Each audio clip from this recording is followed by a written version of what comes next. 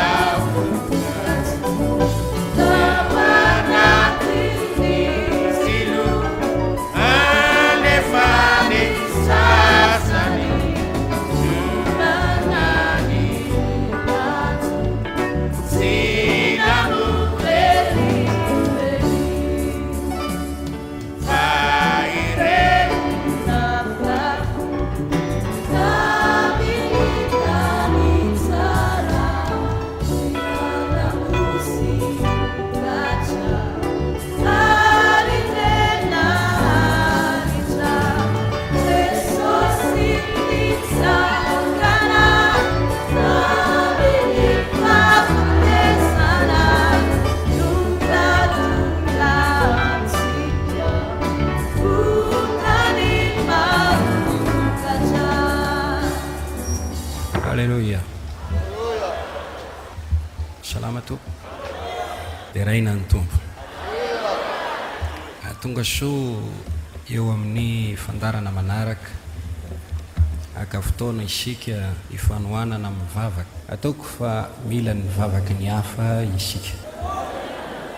Baiboly miteny mifampivavaha ianareo mba ho sitrana.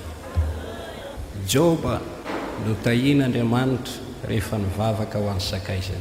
Narary Joba mafy ilay aretina. Tonga ny namany Joba namangy azy. Samy niarana alahelo teo nahita ny favoazany Joba dia niteny. Arak'izay very no mety. Andriamanitra nanatrika ny teniny ny tsiraray avy. Ary dia nivery ny reto namany Joba ireto ho tsara izay niteneniny. Dia lasa niteny dia namaly Joba niteny maly Joba. Ny anankiray tamin'izy ireo ihany ny tena no amarin'Andriamanitra ny fanambarany. Ho tsarain'Andriamanitra ny teny reto hamangy. Hoy Andriamanitra tamin'ny tsy marina tahaka ny filazan'ny Joba mpanomboka ny filazana. Andana mifona any amin'ny Joba. Andeha nifona tany amin'ny Joba, ny Joba mamela helo dia nifona ho an'ny sakaizany, vavaka ho an'ny sakaizany. Efa hitan'Andriamanitra le fo madio, fo manetry tena, fo mamela heloko ny hafa.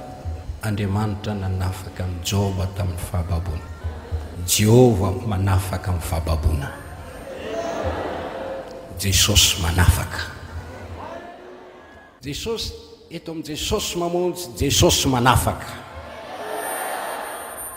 Baiboly miteny nafan'Andriamanitra tamin'ny fahababoana Joba, Jehova nita ny fefaran'ny Joba. Mihoatra ny tany ampendohana. Andriamanitra afaka manome tahiry fitahiana ho anao mihoatra noho ny lasa rehetra Andriamanitra.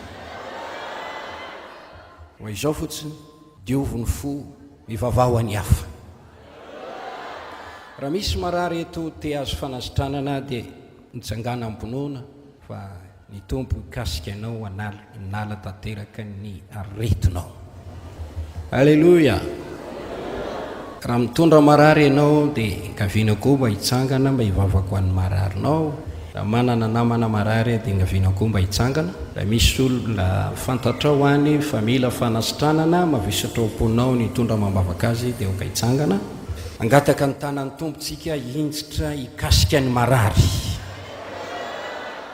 Jesosy mpanasitrana. Alleluia. Bidebe ny olona miteny marary mino an Jesosy nefa izy ireo malala an Jesosy toroteny mihitsy aza ny sasany. Tiako fantatrao Jesosy manasitrana. Lay Jesosy torinao an-trano zay, Jesosy manasitrana. tsy miova ho maly anio ary mandrak'izay. Alleloia. Vavaka ao marary sika. Jesosy tsy miova ho maly anio ary mandrak'izay. Nandehandeha nanao soa nanasitrana zay rehetra azo ny herin'ny devoly. Zay nila fanasitranana dia nomenao fanasitranana. Ny herinao dia tao amin'ny fivoriana natrenao nanasitrana zay rehetra nanendry anao. Nizan'iza marary tonga eto amin'ity toerana ity mila fanasitranana mifona ho an'ny marary rehetra zay entina mibavaka mamelany helony. Andriamanitra mela heloko ianao, injiro ny tananao, vao ny tanan'ny devoly zay miazona, tapao ny kofehy amatoran'ny devoly, isory ny aloko ny devoly, ny faefan'ny devoly, torotoroy amin'ny fanatrenao, injiro ny tananao, anendry ny marary, sitrano izy, meo fahasalamana, ny anaran'i Jesosy. Alleluia. Ho an'izay manana olana ara-panahy maimaina tsy matsapa ninninna, ohatrany misy fatorana eo amin'ny fiainanao, andrirotranao foana ho any amin'ny ota, any amin'ny aizina, nefa tsy tianao akory zany. Manana etaetanao ny tsara ianao fa tsy manana hery andiananao amin'izany tsara izany. Fantatr'Andriamanitra zany. Ity andro fanafananao. Njaranao dia miteny fotsiny hoe Tompo izao ny olako ara-panahy vonjeo agny. Kely ny finoko manantona anao vonjeo agny. Nazovo miantsony anaran'ny Tompo vonjeny izy. Vavakisika misaotra anao izay nentinao eto amin'ity toerana ity. Nizaniza olona Tompo manan'olana ara-panahy ninino vavaka aminao. Ny vahaolany eo aminao. Kristy ny fanantenana, Kristy ny zavatra rehetra. Ny anaran'i Jesosy. Amen.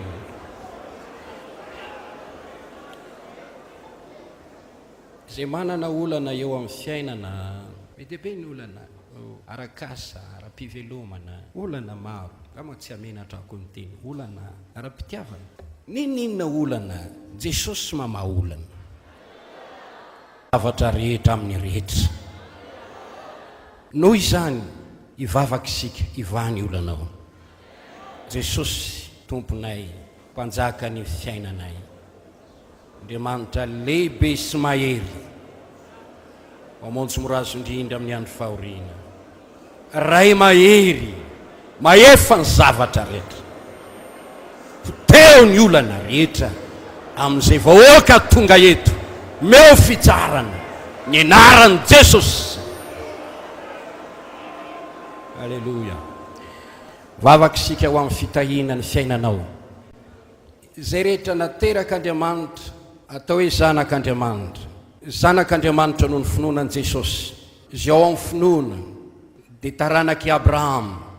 I Abrahama lehilahy nazo teny fampanantenana fa ho tahiany Tompo izy. Ary ny taranany no hitahiana ny firenena rehetra. Taranaky Abrahama amin'ny finoana ianao, ary amin'ny alalanao ny hitahiana ny hafa. Tsy afaka ho tonga fitahiana ianao aloha no voatao voalohany, ary tokony ho raisinao ampinoana zany fitahiany Abrahama izany. Tahio ny fiainako Tompo. Le fitahiana nampanantenanao ny Abrahama razako amin'ny finoana no ataovy aminy. Tahio ny fiainako, me fisandratana, azavely raikitra amin'ny vovoka ny fiainako. Tahio ny fandarahana ataoko, tahio ny fianarako, tahio ny fikasako. Ambino aho taky ny hanambina anao ny fanahako. Jehovah Andriamanitra matoky. Ho tovo ny teny nolazainy tamin'ny Abrahama, ho ataony aminao koa zany. Raha mino anao. Vavakisika, Jesosy masandratro ny tanako. Zareo ny olona rehetra mangataka aminao, madio ny fitahina tsara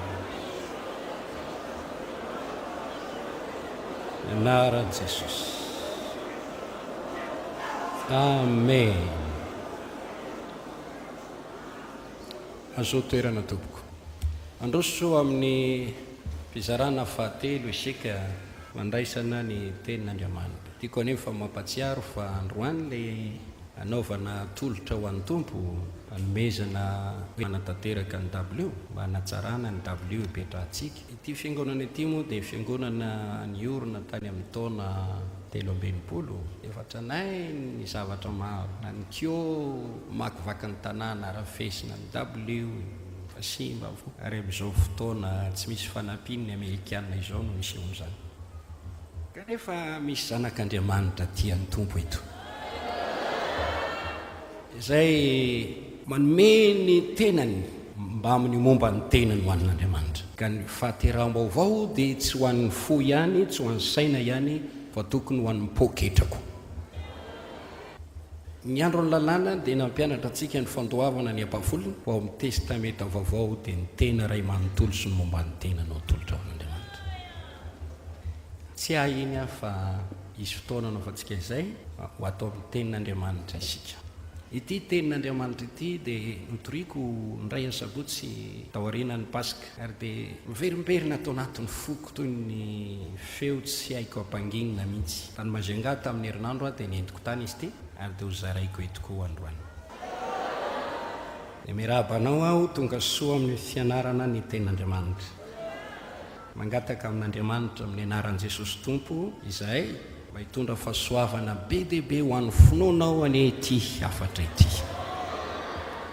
Ny fianarana dia miainga amin'ny alalan'ny andinitsy soratra masina 3 ao amin'ny bokin'ny Matthieu 7:20. Matthieu 7:20, endeny fa 7:20 fa 7:20. Toy izao ny vakiny. Ary nanantona Jesosy dia niteny taminy ka nanao hoe, efa nomena ny fahefana rehetra ny an-danitra sy ety an-tany. Ko mandihana ianareo, mampianara ny firenena rehetra, manao batisa azy amin'ny anaran'ny Ray sy ny Zanaka ary ny fanamasina, sady mampianatra azy hitandrina izay zavatra rehetra nandidiko anareo. Ary indro izao momba anareo mandrakariva mbara-pahatonga ny fataperany izao tontolo izao. Amen. Andiny soratra masina manandanja satria mirakitra ny teny nalokon'ny vavan'i Jesosy Tompontsika. Manana fanambarana telo lehibe omena antsika Jesosy Tompo amin'ity maraina ity. Voalohany eo amin'ny andiny 7:20, miara-mamakitsika rehetra raha sitraka ao. Andiny 7:20. Ary nanantona Jesosy dia niteny taminy ka nanao hoe, efa nomena ny fahefana rehetra ny an-danitra sy ety an-tany. Izay ilay fanambarana lehibe voalohany. Faharoa ny andiny 7:20, miara-mamaky ansika. Ko mandihana ianareo dia mampianara ny firenena rehetra, manao batisa azy amin'ny anaran'ny Ray sy ny Zanaka ary ny fanamasina. Andiny 20, sady mampianatra azy hitandrina izay zavatra rehetra nandidiko anareo. Eo amin'ny andiny 7:20 mandray tapany voalohany amin'ny andiny 20, manambara Jesosy ny iraka na ny asa ampanaoviny antsika eto amin'izao tontolo izao. Ko mandihana ianareo dia mampianara ny firenena rehetra, manao batisa azy amin'ny anaran'ny Ray sy ny Zanaka ary ny fanamasina, sady mampianatra azy hitandrina izay zavatra rehetra nandidiko anareo. Fahatelo, indro izao momba anareo mandrakariva mbara-pahatonga ny fataperany izao tontolo izao. Amen. Inona moa no lazain'i Jesosy? Teny fikasana ho antsika, teny fampanantenana, teny fanomezan-toko ho antsika izay mino sy manao ny asany eto amin'izao tontolo izao. Indro izao momba anareo mandrakariva mbara-pahatonga ny fataperany izao tontolo izao. Toy ny miteny hoe aza manahy, aza matahotra, fa izao momba anareo mandrakariva mbara-pahatonga ny fataperany izao tontolo izao. Tsy ho avelako rery ianareo, tsy ho avelako kamboty ianareo, tsy andao anareo, tsy afoy ianareo mihitsy aho ambara-pahatonga ny fataperany izao tontolo izao. Hoy aho hoe manana fanambarana tolotra antsika ny tompo. Miangavy ianao mba hisokatra tsara ianao eo anoloan'izany. Hisokatra ny saina, hisokatra ny sofina azafady, ny fotsika koa eo anoloan'ny fanambaran'ny tompo. Andre ny teny amin'ny finoana isika, na ny fandrenesana amin'ny finoana dia mitondra fitahiana. Hojery antsika tsy raharay ireo raha velan'ny fotoana. Angamba mety ho zaraina roa izy tia dia izay tsy vita androany maraina dia atao raha rehefa vita androany maraina moa dia afandray no resantsika. 7:20 ianao ny fitsarako ataontsika aloha zahira izay araky tsangana isika rehetra. Manjiny ny tompo. Alleluia.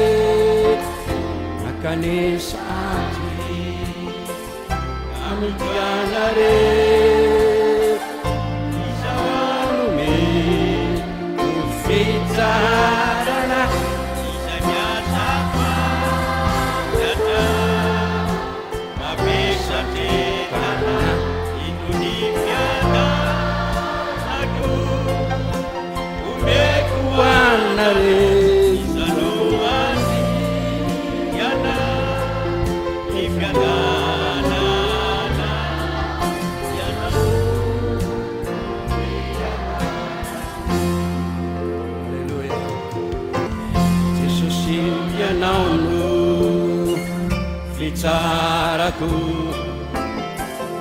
ianao efa nanambara hoe eto ny sogako mianaramiko malefana afimiambonako dia ahita fetsa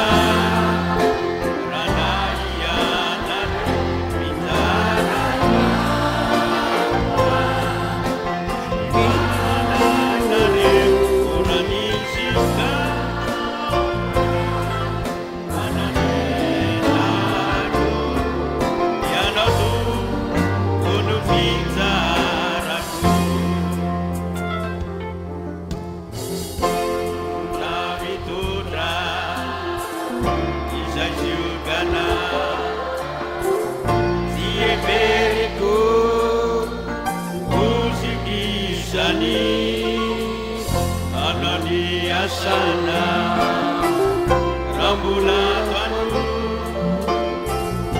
itana fana wanya tala itura baga ireu panu kuna aduana itu inafina tata tania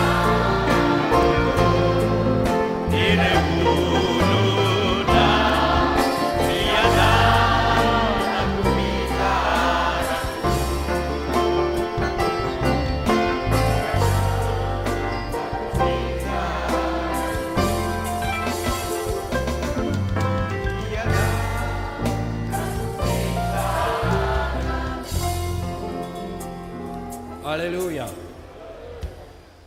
Teraina ny tompo.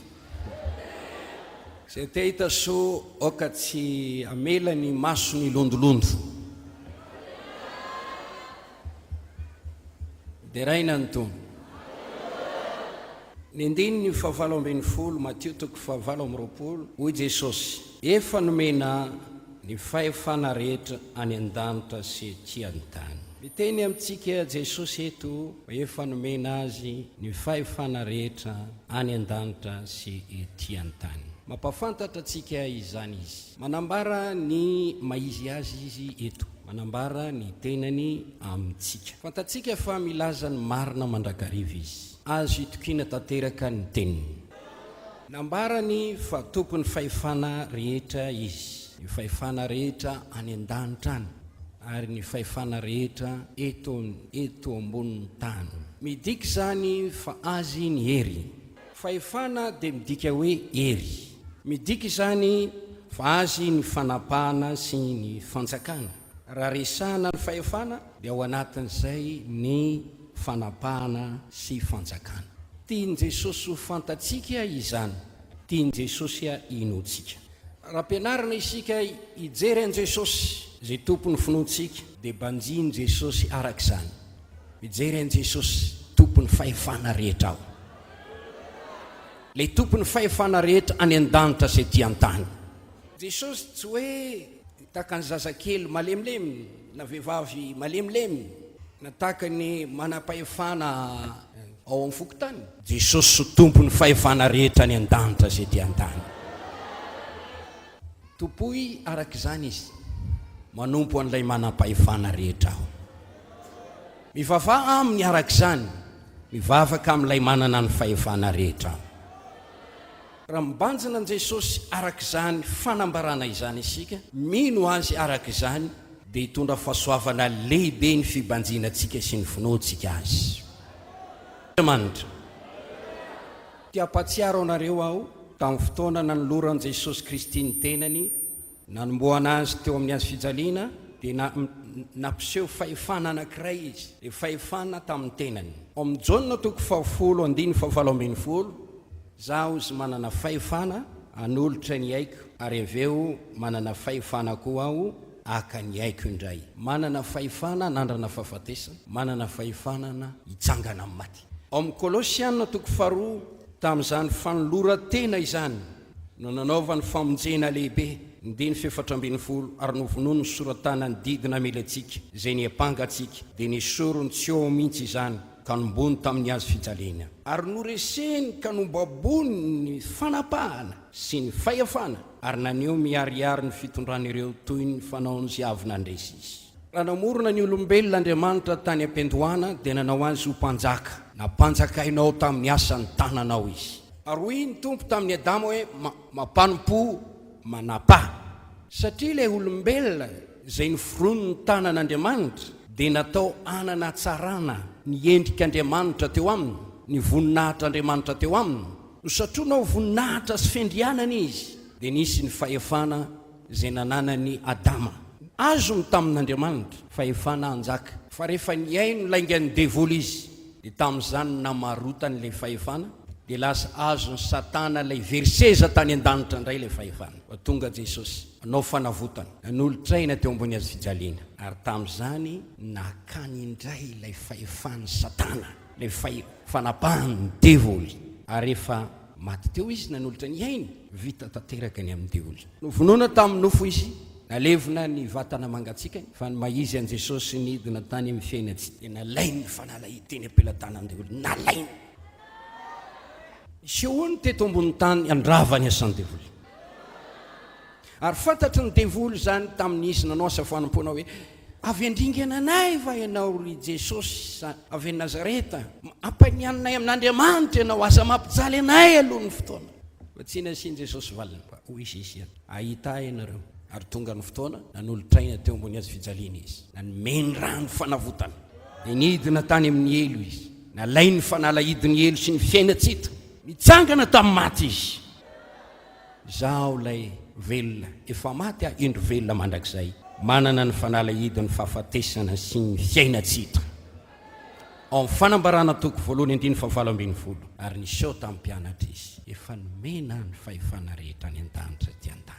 Ilay fahefana tetỳ an-tany nomena ny olombelona izay niromban'ny devoly dia efa azo izany ankehitriny. Ankehitriny sika mandreny tompo miteny hoe tompon'ny fahefana rehetra aho. Gamba tena faly tsy Petera. Halleluja. Jesosy mahery. Oh, halleluja. Jesosy mahery. Mirana sentsika daholo izy re. Jesosy tompon'ny fahefana rehetra any an-danitra. Moa mino izany isika rehetra eto. Tiako ho tonga amin'ny finoana izany ny tsiraray avy. Engene mba ho feo tsy mety maty ao am-potsika ny hoe Jesosy nomena ny fahefana rehetra ny an-danitra ty an-tany. Ambaratsika hoe tompon'ny fahefana rehetra. Tompon'ny fahefana any an-danitra any, ety ambany lanitra ety an-tany. Mampahery zany tokony ho velom-panantenana tsatsaina hoe tsy ny kansera ny tompon'ny fahefana, tsy ny fibrome ny tompon'ny fahefana. tsy ny devoly ny tompony fahefana, Jesosy ny tompony fahefana.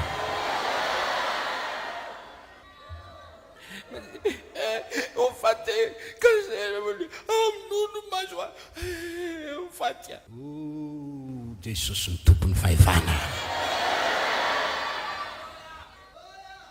Amin'ity fanambarana voalohany ity dia tiako ny anomenao ireo porofo omen'ny baiboly fa Jesosy tompony finoantsika, tompony famonjenantsika, dia tompony fahefana rehetra. Ny baiboly dia boky tokana milaza ny amin'i Jesosy. Dinio ny soratra masina, io ny manambara. Nosoratana ny baiboly mba hinoantsika fa Jesosy Kristy no zanak'Andriamanitra.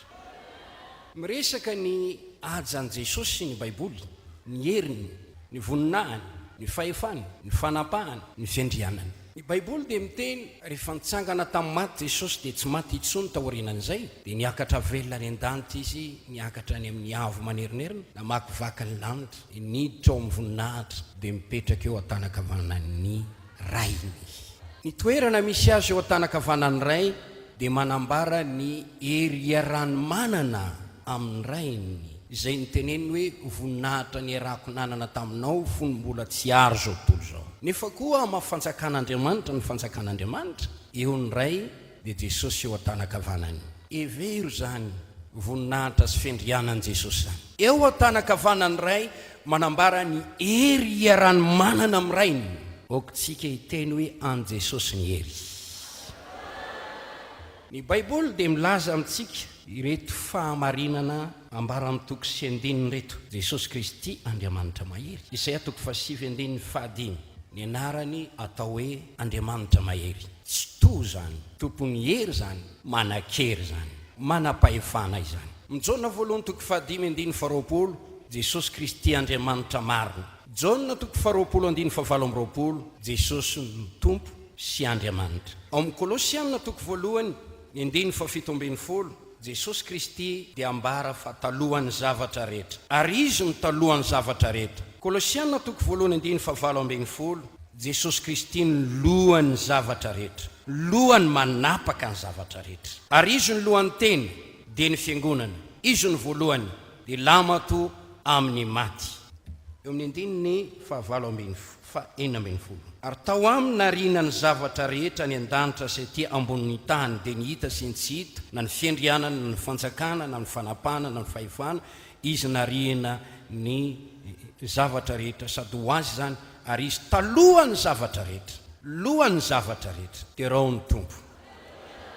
Ao amin'ny Efesiana toko 1:20, ambony lavitra noho ny fanapahana rehetra sy ny fahefana sy ny hery sy ny fanjakana, ary ny anarana rehetra izay tononona, tsy amin'izao eto an-tany zao, fa amin'ny ho avy, dia nampanaiky ny zavatra rehetra eo ambanin'ny tongony izy, ka nanao azy lohany manapaka ny zavatra rehetra ho an'ny fiangonana. Jesosy Kristy nariana ny zavatra rehetra.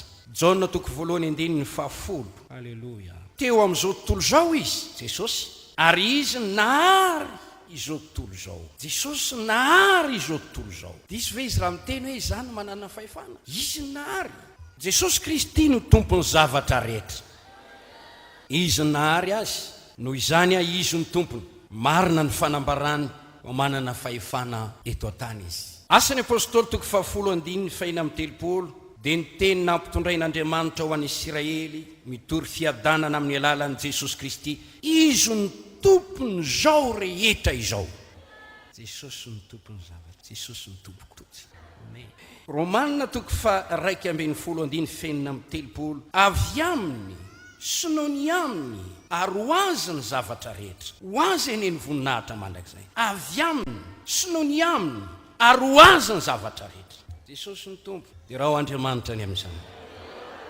Jona toko 1:13, izy nariana ny zavatra rehetra, ary raha tsy izy dia tsy nisy ary izao zavatra no ariana rehetra izao. Jesosy no tompony zavatra rehetra, nariana ho azy, natao ho azy, tsy fahalalana fotsiny tsy aneketsika azy hoe Jesosy ny tompo.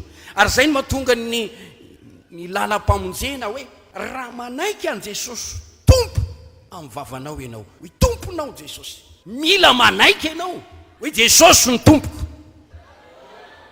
izy no nanao atsika fa tsy isika olony isika sady ony fiandriny dia raha Andriamanitra any amin'izay nisy a noho ny aminy nisy ianao noho ny aminy izy no tompony ainy izy no manome aina sy fofinaina izao zavatra rehetra izao izy no etsentsika sy ivelomantsika mbola tsy nisy a dia efa teo ny tany mbola tsy nisy a dia teo ny masoandro mbola tsy nisy a dia teo ny zavamaniry mbola tsy nisy a dia efa teo daholo ny zavatra rehetra efa nomaniny ilay mpaharo ho antsika mahatalanjona izany matehidera mihitsy Andriamanitra amin'ny fahendreny halleloia amin'ny Kolosiany toko voalohany dia averenantsika indray 9:20 fa tao amina riana ny zavatra rehetra any an-danitra sy ety an-tany dia ny hita sy ny tsy hita na ny seza fiandrianana na fanjakana na fanapahana na fahefana izy na riana ny zavatra rehetra sady ho azy zany Hebreo toko voalohany 9:10 dia amin'izao andro farany izao kosa nampiteneniny tamintsika ny zanany zay voatendry ho mpandova ny zavatra rehetra izy nariny izao tontolo izao ninina zavatra rehetra eto ambony tany a Jesosy ny tokony fantatsika izay raha inotsika izay dia mitondra atsika ho amin'ny fanetretena lalo eo anatren'Andriamanitra mitentsika hoe anaty nomenanao ho ampiasainao fotsiny fa na ny tenanao aza dia tsy tompony tenanao ianao Jesosy ny tompony Exodosy toko 7:15 ko ankehitriny raka toy ny feoko tokoa ianareo ka hitandrina ny fanekeko dia tahiry manokana ho ahy ianareo mihoatra noho ny olona rehetra mario ty fa ahy ny tany rehetra Job dia raha Andriamanitra ny amin'izany ao bokin'ny Job isika mahita fanambarana anankiray Job toko 1:7 ny 1:10 izy no efa nanome talohako mba hamaliko azy zao rehetra izao ambany lanitra manontolo dia ahy zao rehetra izao ambany lanitra manontolo dia avoko eny ahany volamena ahany volafotsy ahany voromanidina ireny rehetrarehetra ireny hoy Andriamanitra Salamo 4:20 an Jehova ny tany zay rehetra eo aminy zao rehetra izao sy ny pony eo aminy an Jehova avokoa ka raha miteny Jesosy hoe zany tompony fahefana dia manaova amen any amin'izany Jesosy Kristy ny mpandova ny zavatra rehetra efa nifakitsika teo Hebreo toko voalohany 9:2 Jesosy Kristy ny miazona ny zavatra rehetra sy mampaharitra ny zavatra rehetra Kolosiana toko voalohany 9:17 Hebreo toko voalohany 9:13 Jesosy Kristy lehibe ny mpanjaka amin'ny tany halleluja fanambarana toko voalohany 9:11 avy amin'ny Jesosy Kristy lay vavolombelona mahatoky sy lamato amin'ny maty ary lehibe ny mpanjaka amin'ny tany misy mitonona mpanjaka ny mpanjaka ny foko ary firenena ary fa Jesosy ny lehibe ny mpanjaka izy ny tompony fahefana izy ny tompony fanapahana noho izany rehefa taperiny ny fiainany reny mpanjaka ireny dia kodi reny ary maty fa Jesosy tsy maty Petera voalohany toko 5:14 Efesiana toko 5:17 lohany fiangonana maneran-tany izy lohan'ny mpiandry Jesosy ny tompony fahefana lohan'ny fahefana rehetra okakasitranao mihitsy ny fanolorako anao reo andinireo Kolosiana toko 2:10 miara-mamaky sika isa 2:3 ary ianareo dia tanteraka ao aminy sady izy lohan'ny fanapahana sy ny fahefana rehetra Jesosy no tompony tompo sy mpanjaka ny mpanjaka fanambarana toko 7:10 ary manana anarana voasoratra amin'ny lambany sy ny feny izy nanao hoe mpanjaka ny mpanjaka sy tompony tompo ka raha miteny Jesosy amintsika nomena ny fahefana rehetra any an-danitra ety an-tany tompony fahefana rehetra aho dia tsy tokony nisy fisalasalana akory isika tokony hamaly ao am-potsika hoe ekeko tanteraka izany fa ny fahefana rehetra dia ianao Jesosy ny tompony ny fahefana any an-danitra ianao ny tompony ny fahefana ety an-tany ianao ny tompony izany fahefana Jesosy zany dia fahefana mamelona manome aina atao hoe fahefana mazava fahefana madio dia raina ny tompo mandresy fahefana ratsy, mandresy fahefana araka ny nofo, fahefana mamorona fiainana. Tena manapotipotika ny fahefan'ny devoly, fahefan'ny fahotana, fahefan'ny aretina. Izany fahefan'i Jesosy zany, fahefana avy eny ambony dia raina ny tompo. Isaorana ny tompo fanendray dia zarainy zany, manome apahany ho an'izay tiany omena azy mba hanasoavana ny zavaboary. Misalamo 5:7 hoe tsy avy any atsinanana ny fisandratana fa avy amin'Andriamanitra ny fisandratana. Izy mapietry ny anankiray, manandratra ny anankiray. Daniela 2:2 mananga ny olona ho mpanjaka, anana fahefana araka ny nofo, hitondrana tany sy fanjakana, ifezana sady manome toeram-boninahitra sy manome titra. Mahitsika hoe misy olona manam-pahefana, saingy ny fahefan'le olona dia voafetra. Ny président ny fokotany, ny directeur amin'ny CG, ny proviseur amin'ny lycée, ny directeur général amin'ny société, ny ben'ny tanàna eo amin'ny commune, ny mpiandraikitra région eo amin'ny région, ny filoham-pirenena eo amin'ny firenena iray. Jesosy ny tompony fahefana manangana, manandratra olona anankiray eto anao ary mampiasa ny vahoaka anome azy fahefana ary nendray vidiny eo amin'ny volany. Rehefa tapitra ny volany dia miala teo izy. Jesosy mijoro eo amin'ny seza fiandrianany, ary inona antsika hoe mbola eo amin'ny seza fiandrianany izy. Dia rao ny tompony amin'izany. Om Daniel 2:4-7 dia Jesosy manao ny sitrapony amin'ny marobe ety ambony tany. Ny fisandratana izay misandratra dia avy any ambony, ary fahefana ananan'izay manam-pahefana dia nomena azy avy any ambony. Afa-tsy ny fahefana ratsy, le atao hoe fahefany maizina, fahefana mampahory, fahefany aretina, fahefany ota. Nisy ilay Pilato niteny tamin'i Jesosy hoe za manana fahefana nafaka anao tsombona amin'ny azy vitsy. Hoy Jesosy, tsy manana fahefana koa anao, fa ny fahefanao ngeka nomena avy any ambony natonga anao eo amin'ny toerana io. Ary zay mahatonga amin'ny Baiboly manao hoe tsy misy fahefana afa-tsy avy any ambony voatendrin'Andriamanitra. Zay manohatra ny fahefana dia mahazo fanameloana. Misy fahefana Satana, misy fahefana Kristy, ary misy fahefana nomena ny olombelona mba hanasoavany mpiarabelona. Ka ny fahefana tsara indrindra dia ny fahefana avy any amin'Andriamanitra. Ary tiako anao angetaheta mba homen'Andriamanitra som-pahefana na dia kely ihany azy. Dia rao ny tompo. Ny fahefan'i Jesosy zay topotsika dia tsara, ambony, mahery, ary dia tokony akasitraka an'Andriamanitsika hoe tsy misy tahaka an' Jesosy, tsy misy tahaka an' Jesosy. Tsangana mitenena hoe tsy misy tahaka an' Jesosy, tsy misy tahaka an' Jesosy. Atao fantatry ny devoly mihitsy fa tsy misy tahaka an' Jesosy.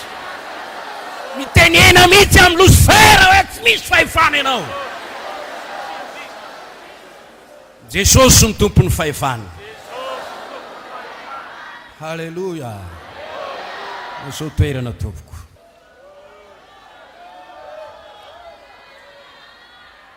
Jesosy ny tompon'ny fahefana rehetra. Ny fahefana faratampona, fahefana tsy manatsahala, tsy manam-paharoa. Hitantsika amin'ny faminaniany Daniela 2:7, faminaniana izy io zanak'olona nampanantonina ny fahagola mba hanompony ny firenena samy hafa azy. Ary eo amin'ny Efesiana 1:7-20 rehefa nitsangana tamin'ny maty Jesosy dia nandray niakatra any amin'ny avo, mipetraka ao tanakavanan'Andriamanitra, tompony fahefana ambony. Ary amin'ny Filipiana 2:2-20 amin'ny anaran'i Jesosy nandao lindoalika rehetra. Ary ny anarana dia ambony noho ny anarana rehetra. Detsika hira. Halleluja. Detsika hira. 80 Amen. Tsisy olona azony dia volotazomina mihitsy eto. Nisany. Tsisy olona azony dia volotazomina eto.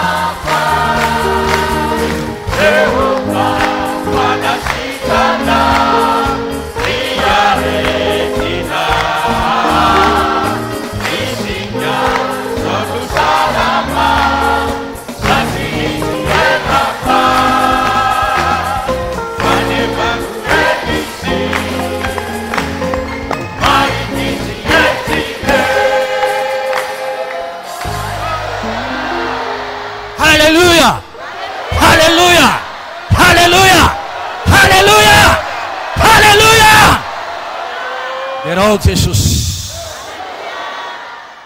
zao toerana.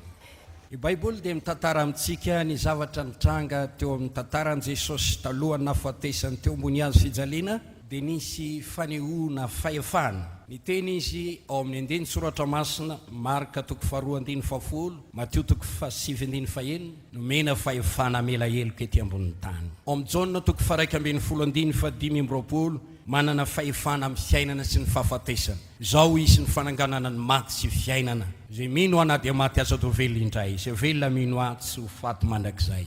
Milaza izy fa manana fahefana itsara. Jaona 2:7, Jaona 2:7, mena fahefana amin'ny nofo rehetra. Niseho tao amin'ny hetsika nataon'i Jesosy manana fahefana hanafaka amin'ny faotany. Hoy ny teny, raha ny zanaka ny manafaka anareo dia ho afaka tokoa ianareo. Olona maro nandray fiovampo, manana fahefana nitondra fanavozana izy avozoko ny zavatra rehetra, nanitsy ny diso teo amin'ny fiangonana. Hitantsika niditra tao amin'ny tempoly, nanadio ny tempoly, nandroaka ny mpanakalo vola, nanao fantsiana, nanome fatakarana ny olona ny tokony atao amin'ny tranon'Andriamanitra. Jesosy milaza manana ny fahefana rehetra amin'ny Satana, amin'ny devoly Satana, dia raina ny tompo. Hitanao ny ndiny niteneniny tamin'ny mpianatra, meko fahefana zery ianareo anoerana devoly, amoaka devoly, satria manana izy dia nizarainy tamin'ny mpianany zany. Manana fahefana na sitrana ny aretina rehetra izy, nandehandeha izy nanao soa, ary ny devoly tena nangorohoro mihitsy teo anatrehany Jesosy. Raha vao miditra ao amin'ny toerana iray Jesosy misy olona misy devoly ao, tonga avy any dia mibaradaka, miantsoantso mifanahy maloto, ary mitapatapatra hoy izay mangina mivoa aminy, ary indraindray ny fona tamin'ny devoly rehetra, satria izy manana fahefana amin'ny Satana. Dia rao Jesosy ny amin'izany, manana fahefana amin'ny aretina, manana fahefana amin'ny zavaboary, ny tenin'ny ranomasina, ny tenin'ny rivotra, mangina mitsara, miteny amin'ny hazo, aza misy mihinana voa aminao intsony. Nandeha tao ambonin'ny rano, tsy nilentika, tsy sambo, tsy inona, tsy vedety, mahery Jesosy. Baiboly milaza Jesosy avy any Nazareta, mpaminany lehibe, mahery amin'ny teny sy amin'ny asa. Lanitra sy ny tany mety ho levina fa ny teniny tsy mba ho levina mandrakizay. Jesosy avy any Nazareta, naseho teo amin'ny vahoaka tamin'ny asa lehibe sy fahagagana maro samihafa arak'izay nampanaovin'Andriamanitra azy. Jesosy avy any Nazareta, lehilahy nisoran'Andriamanitra tamin'ny fanahy masina sy ny hery, nandehandeha nanao soa, nanasitrana zay rehetra azo ny herin'ny devoly, dia Andriamanitra ny momba azy. Avy ny endrina zao tontolo zao fa tsy manana ny inina amiko izy, ary matetika Satana nitsapa, fa KO foana. Izay andrana rehetra nataon'ny devoly, KO. Halleluja! Zany Jesosy triko aminao, zany Jesosy zay aposiko anao anoloranao teny, zany Jesosy zay tomana ianao mba ho raisinao tomponao mpamonjy ny tenanao manokana. Zany Jesosy ivavana eto amin'ny Jesosy mamonjy, Jesosy mahery.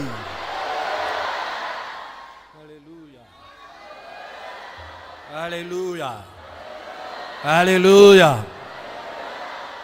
Oka tsy koy, tsy kosomaso amin'ny devoly, oka tsika tsy varitena amin'ny devoly, oka tsika tsy anaiky ny pression ataon'ny devoly, fanerena ataon'ny devoly, oka tsika tsy anao izany. Tia ry Satana tsy mahazo mampangororo ahy ianao, satria tsy manao fahefana aminy. Jesosy ny tompony fahefana rehetra. Aza matahotra mpamosavy, aza matahotra mpanao mazy, aza matahotra ny anditafiky ny devoly, mahery Jesosy.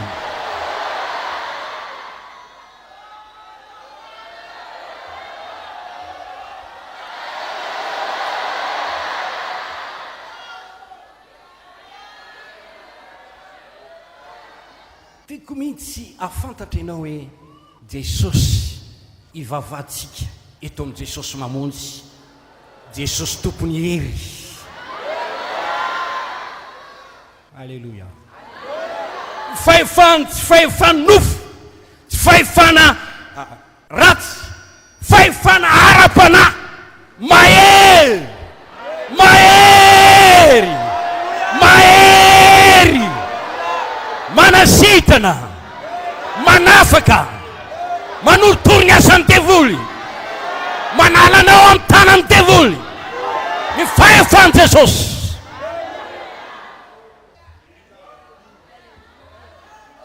dia raha Andriamanitra misaotra ny tompo isika ny fahefan'i Jesosy tsisy fitiavan-tena. Misy olona mibody fahefana mpanararaotra fahefana ny fahefan'ny olo-kendry amin'izao tontolo izao zany ny fahefan'ny mpanao politika tonga eo amin'ny fitondrana izany. Jesosy toy izany satria ny fahefan'ny reny ampahory fahefan'ny reny angeja ny hafa fa ny fahefan'i Jesosy mitondra fanafana ao amin'ny baba. Famarinana tokony inotsika izany. Fahefan'i Jesosy famarinana manafaka amin'ny fahababon'ny Satana.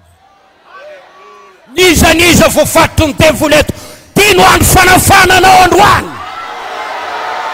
tsy ho azon'ny devoly tazomina intsony ianao. Io devoly tsy mampahita tory anao io hiala aminao io androany. Ary ataoko fa vao mandeha fiara fotsiny anao dia ho reniko ny torimaso. Ary tsy vita kory sakafo hariva dia efa tahatory ianao. Satria hiala ny devoly tsy mampahita tory noho ny fahefan'i Jesosy.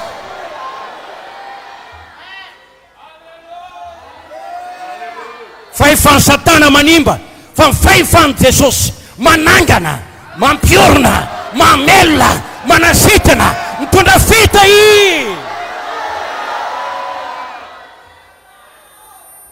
Alleluia. Isaorantsika Andriamanitra hitatsika ao amin'ny baiboly voafony tetỳ an-tany Jesosy dia niantso olona tiany akeo aminy dia nakeo aminy ireo irany toriteny dia nomeny fahefana androka devoly rehetra anasitana aretina rehetra. Ankehitriny misy olona natsony tompo itoriteny ve izy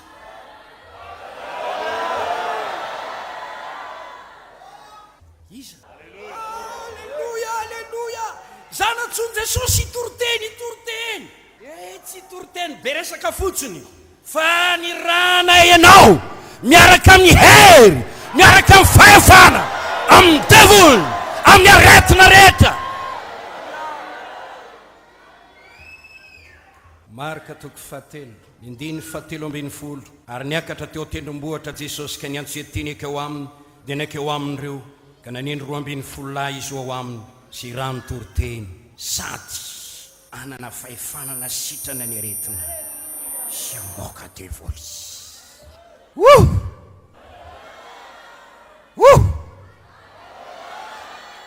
Mahafaly zany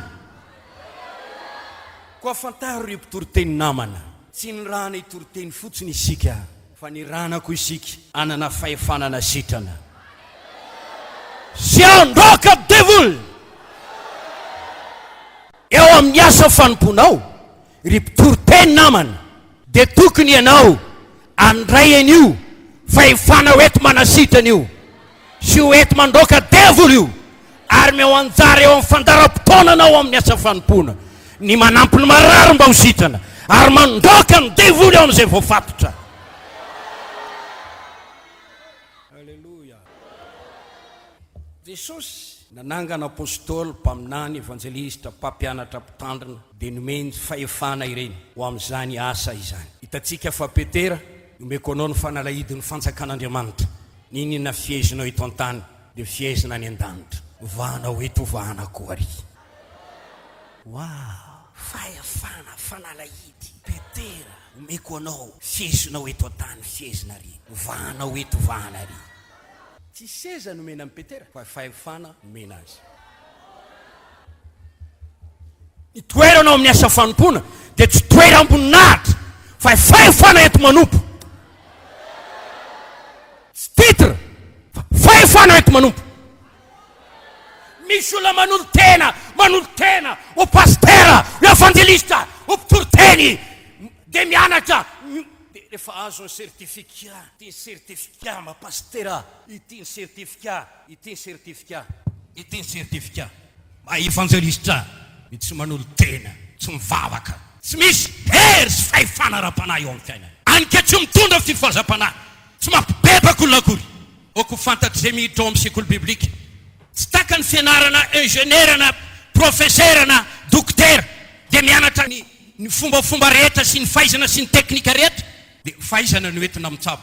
Fa ny fianarana ato miomana mba ho tonga olona ra-panahy, feno fanahy ho ampiasain'Andriamanitra, hitenenan'Andriamanitra, manana ny tenin'Andriamanitra, hitondra ny tenin'Andriamanitra amin'ny olona, ary misy fahefana avy any ambony miaraka aminy, ositra avy any ambony miaraka aminy, anasitrana ny marary, tsy amikery, tsy ambatanjana fa amin'ny anaran'i Jesosy, ary amin'ny fametratanana, metratana marary izy dia ho sitrana ireny. Ny tananao dia tahaka ny tanan'olombelona rehetra ihany, fa ny mampiafaka ny tananao hitondra fanasitranana, na hery sy fahefana avy any ambony napetraka Andriamanitra aminao. Halleluja! Halleluja! Mivoaza repotorteny hitory fanasitranan'Andriamanitra. Mivoaza anao asa fandroana devoly. Dia raha Andriamanitra ny amin'izany. Mapetrakantsika fotsiny ve fahefana io? Jesosy nanome fahefana ny apôstôly Paoly ho fanaka voafidy ho fitondrana ny anarany. Dia raha Andriamanitra ny amin'izany. Tsy mba irinao ve zany? Nahazo titre apôstôly, nahazo fahefana apôstôly, nampiasain'Andriamanitra. Asiko mafy ny tenako mba mangana ndo mitory tamin'ny sasany kaolava. Maro manana titre fa tsisy fahefana, manana titre, manana pulpitra, manana poste, naovana asa fanimpona, fa ny devoly indray aza milalao azy. Engeny mba tsisy eto amin'i Jesosy mamono zany. Mpitory-teny misy hery avy any amin'ny hafa avokoa ny rehetrarehetra. Reto misy fahefana vitsivitsy ho tanisako aminao. Fahefana nomeny Jesosy ny mpino. Fa fantatsika moa fa natao ho zanak'Andriamanitra sika. Amin'ny Salamo 4:7-7, Jehovah ilaza zava-boatendry, miteny tamiko zanako anao zany miteraka anao androany. Zanaka? Oh, halleluja! Zanaka, zanak'Andriamanitra aho.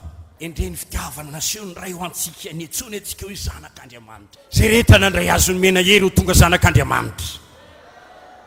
Zanaka isika, dia nomena ny fanahin Jesosy eo anatsika. Etsotsika an'Andriamanitra hoe Aba raha eo. Raha zanaka dia mpandova an'Andriamanitra sady mpiray lova amin'ny Kristy koa. Zany hoe olona tonga zanaka fisandratana zany. Nomena voninahitra ianao, nomena fitahina ianao, natao mpandova ianao, nomena misy fanomezam-pahasoavana, fandovana an'Andriamanitra ao aminao. Dia raha Andriamanitra ny amin'izany.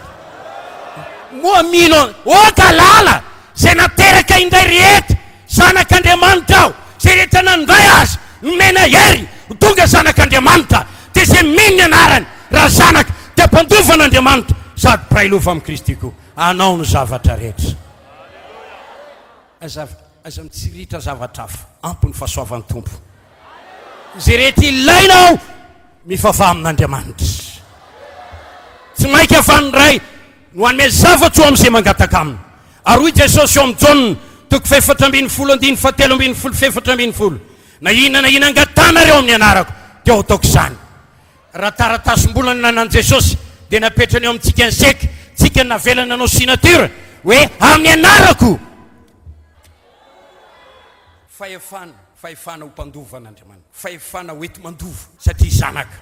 Momba nraisinao zany. Le hoe nomena hery nomena fahefana. Ao amin'ny boky ny Apokalipsy 1:5-5, Apokalipsy 1:5-5, natao mpanjaka ianao, natao mpisorona ianao. Mpanjaka. Aza mieritreritra ianao hoe le fanjakany tany resana amin'izany a? Zavatra ara-panahy zany. Misy le andrinan'izao tontolo zao, mpanota mitoetra ao aminy, ary zay manota andevonyota, nafahana ianao, tsy andevontsony, zanak'Andriamanitra ianao. Fediny fahamarinana ianao. Ny olona tahaka izany dia manana asa fanompona eo anatrehan'Andriamanitra, manana fahefana izy eo amin'ny fitarihan'olona ho an'ny tompo fampianarana ny tenin'Andriamanitra. Raha tia voatahiry ny mpino dia mila manana asa fanompona, mitory teny, mitona ny hafa, anompo ny tompo, fiadiany fahamarinana na miakavia na miakavanana ianao amin'izay fotoana izay. Halleloja. Koa le fahefana dia fahefana eto manompo anampiana ny mpiarabelona amintsika, anatanteraka asa fanompona. Raha izay dia tsy seza le izy vahery sy fahasoavana hoentina manafak'olona manitatra ny ambadain'ny fanjakan'Andriamanitra. Raha ny teny nanangana apôstôly izy dia tsy nanisika an'ireo andana miazakazaka manao fihekevitra ara-politika mba ho tonga président nareo mba tonga ohatr'izao. Tia mandehana mitory ny filazantsara, trio ny tenin'Andriamanitra. Halleluja. Iverina kely natao mpitori-teny mpanasitrany ianao.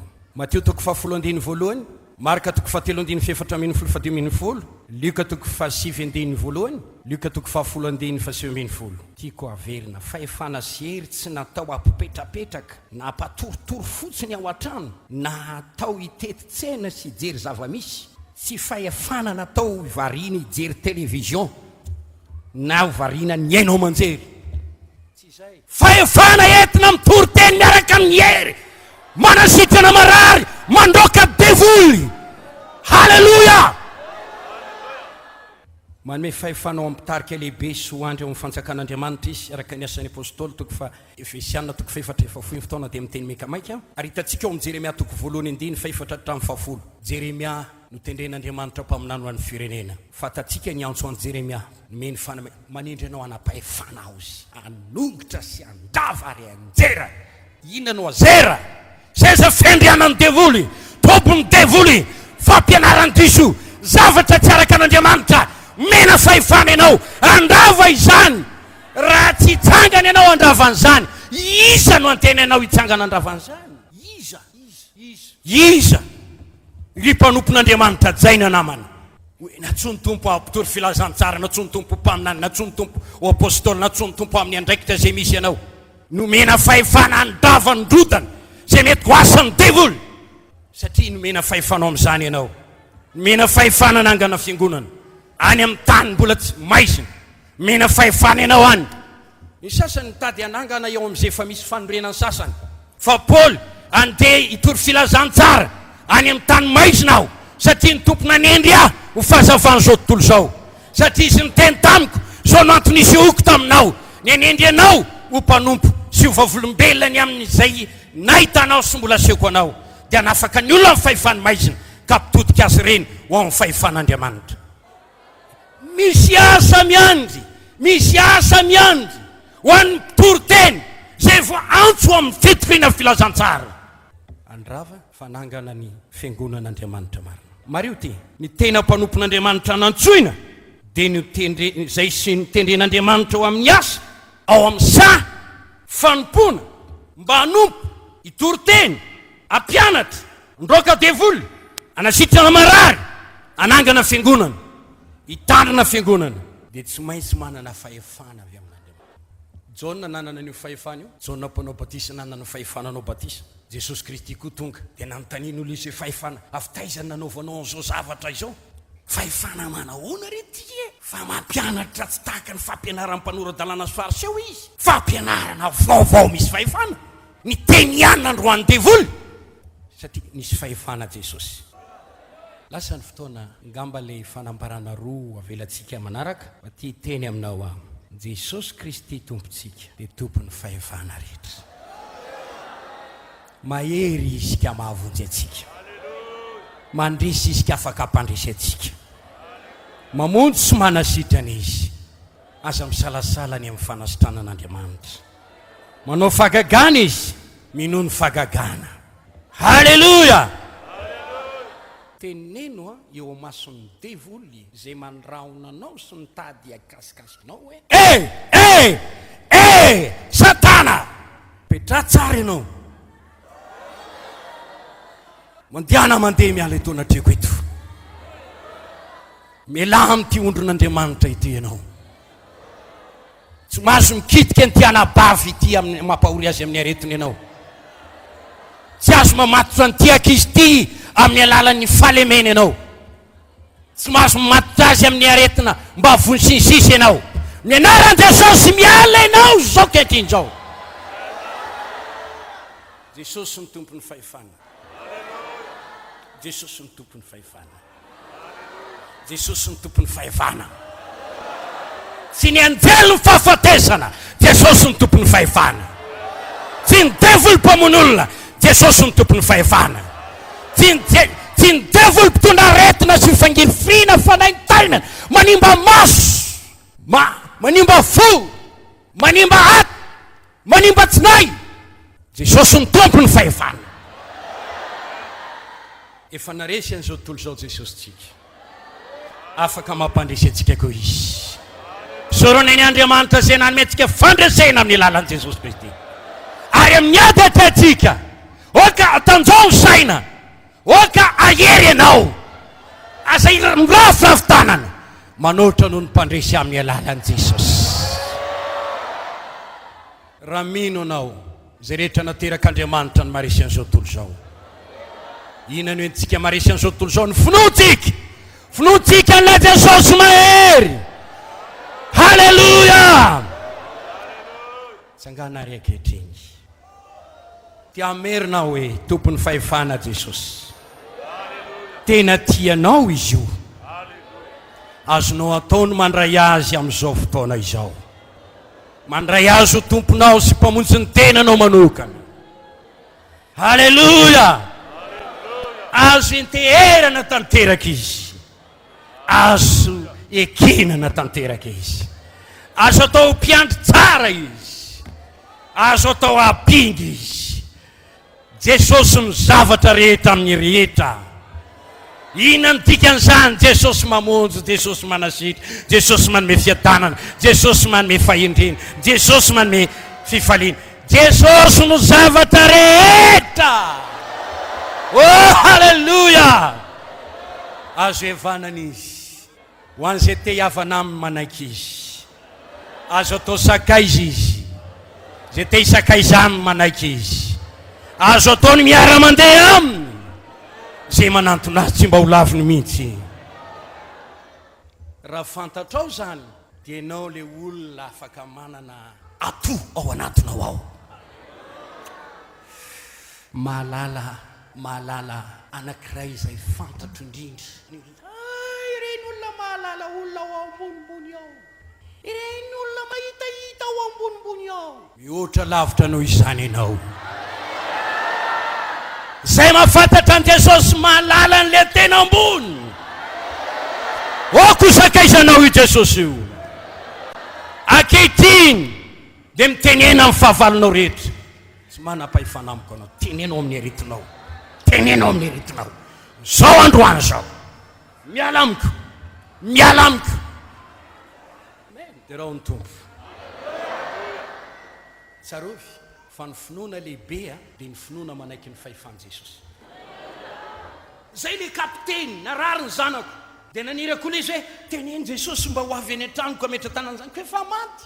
Avy anasitra anazy. Dia ho indray izy manao hoe tsy mendrika idiranao ny tafotraniko. Za dia olona eo ambany fifehezany hafa. Manana miaramila fieziko ihany koa eo ambany fahefako. Fa rehefa miteny aho hoe izao atao, dia manao ireo. Mitenena fotsiny ianao dia ho sitrana. Tsy misy finoana lehibe tahaka izany. Zay mino ny fahefan'i Jesosy. Mba mino venao. Fa rehefa tiany Jesosy dia mandeha. Rehefa horoany io dia miala. Rehefa isoriny io dia miezitra. Miasa izy izany masaka anazy. Ny teny tamin'ny trano vorona izy manao hoe mirena. Teny tamin'ny Lazarosy. Lazarosy, mivoa. Nukidiny fatopasana. Iny Lazarosy. Iny Lazarosy. Non teny Jesosy. Izy ny lohan'ny zavatra rehetra. Manaiky an' Jesosy afaka ny zavatra rehetra. Fa efa nara-panahy izany. Ambony indrindra izany. Mahery indrindra izany. Mavita ny zavatra rehetra izany. Mitomboa finoana raha lasana bavy. Mitomboa finoana. Jesosy tika, Jesosy mahery, Jesosy mandresy, Jesosy manorotoro ny asan'ny devoly. Jesosy mamafatorana manome zavatra rehetra ilayntsika. Mino an'izany ve ianao? Tongafo aminao araka ny finoanao. Tongafo aminao araka ny finoanao. Tongafo aminao araka ny finoanao. Tongafo aminao araka ny finoanao. Dia ny masonao mihitsy ny hita ny voninahitr'Andriamanitra.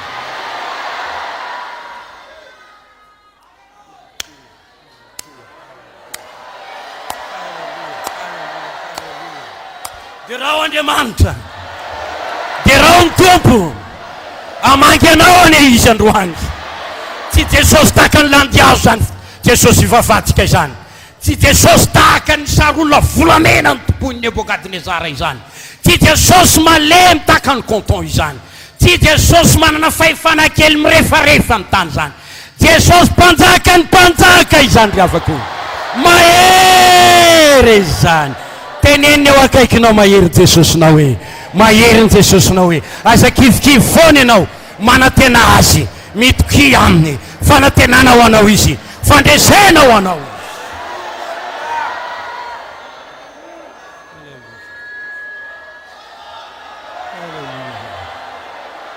Dia raha Andriamanitra ny amin'izany.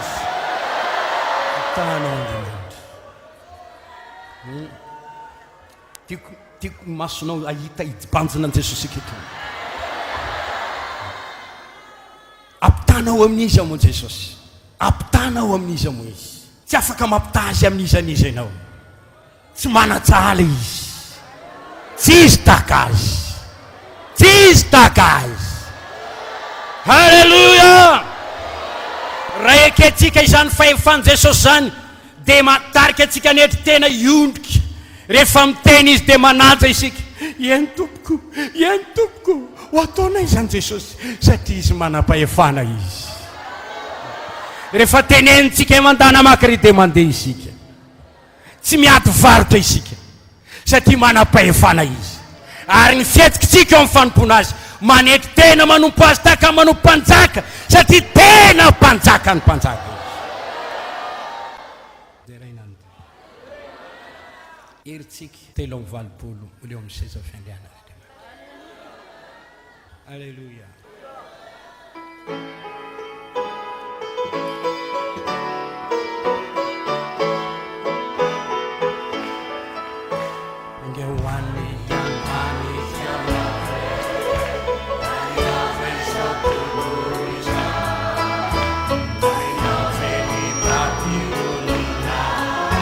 Caderau ne Tompo a izy. Ferina nana aretoni verina. Ola ewa mimi sesa fiandianani. Asiamani satu. Ewa mimi tatare. Itu maria marita.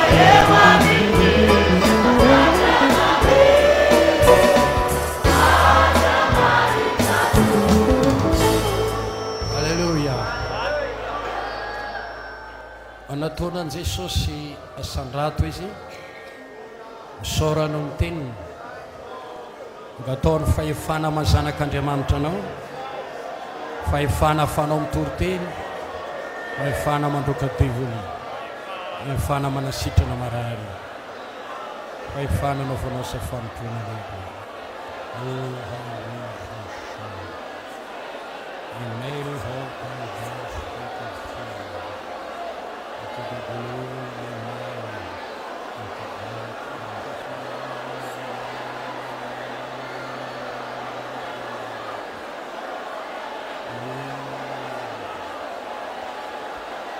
Raiso ny fahefana, takio ilay fahefana fanao mitoroteny, itoroteny miaraka amin'ny poainy devona, poainy